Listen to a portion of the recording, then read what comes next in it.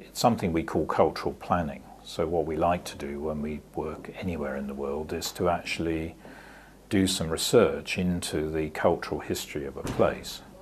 And there are sort of three dimensions to that. One is the way people have interacted with the natural world, both water systems, solar energy, but also natural systems, trees and animals and plants and so on. Then the second dimension is the history of the relationship between people and people in the place, the whole sort of, history of crowds and riots and communities and wars and so on.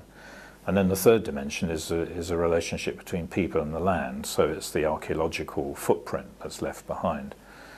And what we find is if you investigate all those three things fairly thoroughly using local experts, so anthropologists, artists, musicians, fine arts specialists and so on, you can uncover a whole wealth of knowledge which is sort of partly lost in those three dimensions. I can give you an example about buildings.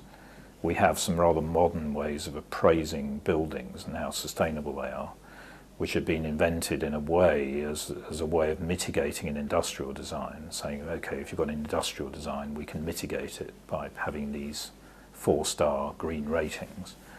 But in reality, what we really need is appraisal tools that actually would say a vernacular building, a historic building, which is designed with a long understanding of how to live in a climate, would give that a very high rating. That doesn't use air conditioning, it uses natural ventilation and shading and so on.